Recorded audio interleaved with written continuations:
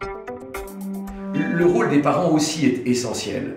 D'abord, ils doivent être à bonne distance de l'enfant. Ils ne sont pas les auteurs de l'infraction, mais pour autant, l'infraction les impacte à la fois familialement, financièrement, et donc ils doivent être dans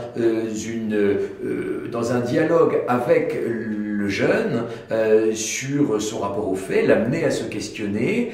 Souvent, on voit des jeunes qui ne veulent pas parler des faits parce qu'ils n'en sont pas très fiers ou parce que c'est une part d'eux-mêmes qu'ils rejettent. Et il est important que les parents, qui sont responsables aussi civilement du mineur, le mettent face à ses responsabilités, attirent son attention sur le fonctionnement de la société, sur les règles de droit, sur la nécessité de respecter la justice. Et donc le rôle des parents est aussi très important à l'audience pour pouvoir donner un éclairage sur la situation familiale du jeune. Est-ce qu'il est scolarisé? Est-ce qu'il est en rupture? Est-ce qu'il est entouré? Tout ça, c'est aussi pris en compte par le juge. On ne juge pas de la même façon un jeune qui apparaît très entouré, très conscient de ce qu'il a fait, et puis quelqu'un qui est dans une déshérence totale, déscolarisé, en rupture familiale. Donc